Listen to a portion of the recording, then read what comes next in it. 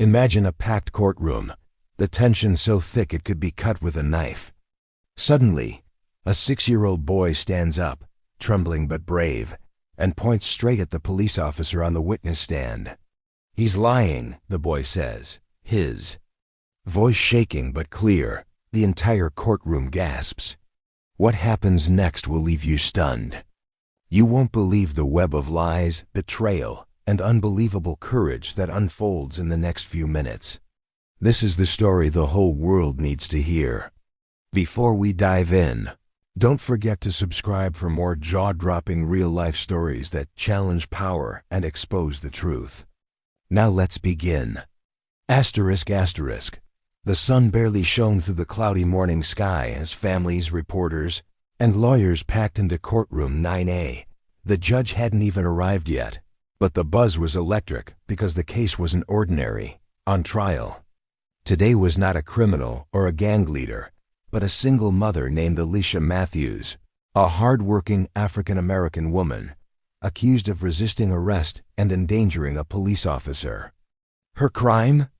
Trying to protect her child, 6-year-old Jalen, during a routine traffic stop gone terribly wrong. The prosecution painted her as aggressive, unstable, a danger to society. But if anyone had seen the body cam footage which mysteriously vanished, they would know something was off. Alicia sat quietly, wrists trembling in her lap, her public defender whispering something useless in her ear. Jalen sat behind her in the gallery, wide-eyed and silent, clinging to his small Spider-Man backpack.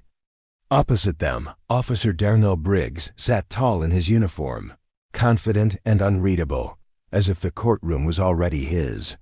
The judge finally walked in, and the trial began. The first 2 days were a blur of testimonies, objections, and whispered gossip.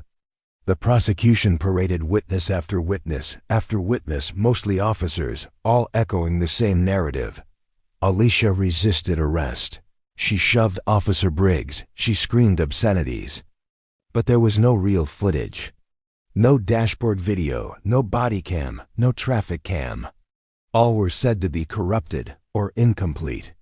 Alicia's lawyer tried to argue a motion to delay the trial until data could be recovered, but the judge, an old white man with heavy eyelids and a tight schedule, denied it. It seemed hopeless. Until Jalen stood up. It was the 3rd day. The judge was about to recess when Jalen's voice broke the courtroom silence. "Excuse me," he said, his voice barely audible. "Can I say something?" Everyone turned. The judge looked confused. The lawyers froze. "I want to talk. I remember everything." Murmurs filled the air. Alicia turned around, horrified. "Jalen, no." She whispered, but he stood anyway. The judge motioned to the bailiff. "Bring the boy forward." And just like that, a child was sworn in. Asterisk asterisk. Jalen's small hand clutched the Bible as he swore to tell the truth. He looked even smaller sitting in the big witness chair, his feet dangling above the floor. The judge leaned forward. "What do you want to tell us, young man?" Jalen took a breath. "The officer is lying." Gasps erupted. The prosecutor jumped up. "Objection! He's a minor. He wasn't on the witness list." The judge raised a hand. "We're already here. Let the boy speak." Jalen looked straight at Officer Briggs. He pulled Mommy out of the car. She didn't yell. She was crying. He said mean words. He pushed her face on the ground and said she was acting crazy. But she wasn't. I saw it all. Silence. And then Jalen swallowed hard. He saw me recording with Mommy's phone and took it. He said nobody would believe me. The courtroom fell into stunned silence. The defense attorney, who until now seemed resigned to defeat, suddenly came alive. "Jalen, do you remember what happened to your mom's phone?" Jalen nodded. He crushed it, then threw it in the grass. "Do you remember what was on it?" "A video. Can you describe it?" "Everything. From when he came up to the window to when he put Mommy in the car."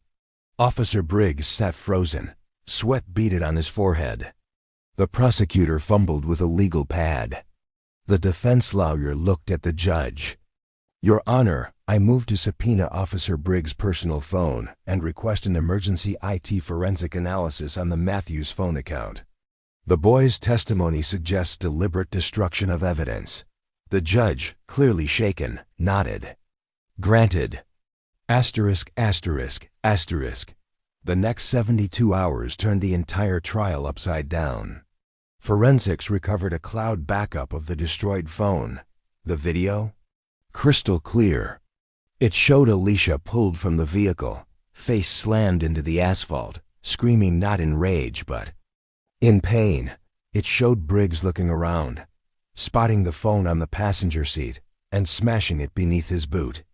Most damning of all, it showed Alicia doing nothing that could even remotely be considered aggressive. The courtroom overflowed with media as the video was played. Reporters scribbled furiously. Jalen cried in his mom's lap. Briggs turned. Pale. Then came the twist no one expected. A whistleblower from inside the department stepped forward, a young officer named Renee Alvarez.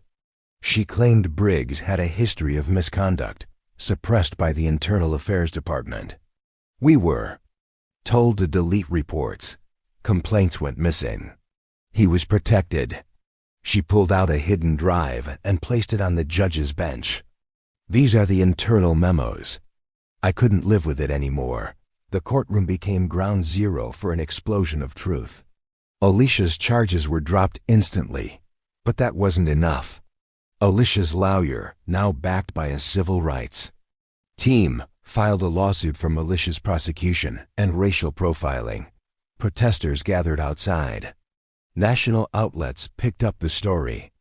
The mayor gave a press statement.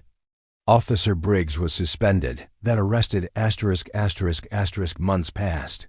Alicia was free, but she hadn't forgotten. She took her story to every platform that would listen: Good Morning America, local radio, even schools. Jalen, once a quiet, shy boy, had become a symbol of truth. The boy who stood up when grown-ups wouldn't. A foundation was launched in his name. Jalen Speaks, to train and protect youth witnesses and provide legal aid for families in need. Trial had rippled through the city's justice system. Multiple officers were placed under investigation. New policies were enacted requiring third-party backups of all body cam footage. The judge who had nearly sent Alicia to jail without evidence publicly apologized and announced early retirement. But perhaps the most powerful moment came 1 year later, during a televised city forum. Jalen stood at the podium, the same boy who once dangled his feet in the witness chair, now a little taller, a little braver. "You told me I was too small to know the truth, but truth is not about size. It's about what's right." He stepped down to thunderous applause, and somewhere in the back row, Officer Alvarez, now promoted to a community liaison, wiped away a tear. ****.